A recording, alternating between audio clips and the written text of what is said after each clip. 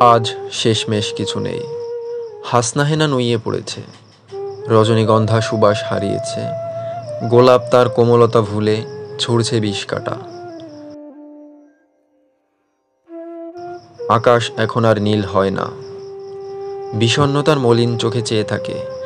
দূষিত বাতাসে ভাসতে থাকে বকপক্ষী, গন্তব্য নিশ্চিত মৃত্যু। অবসাদগ্রস্ত সময়ের জীবনযাপন রাত্রি গভীরে গিয়ে থেমে যায়, হারানোর শোকে কাতর কিংবা অধিক সুখের উল্লাসে কেবলই বুক কাঁপে বারবার।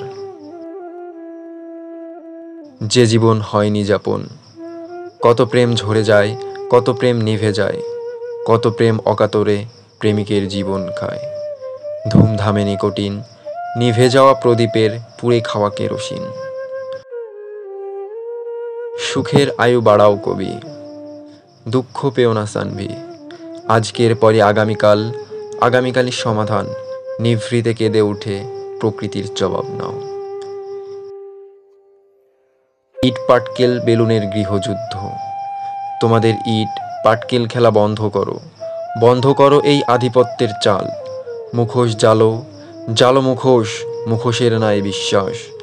বেলুন ভেবেই উড়িয়ে দিচ্ছ নিজের দেশের আশ্বাস। গোপালগঞ্জ ছাড়া কবির পবিত্র কোনো তীর্থ নাই।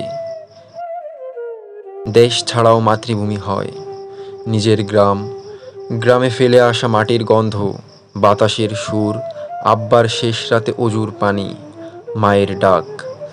মা পবিত্রতা, বিশুদ্ধতা, স্বর্গের ছোঁয়া।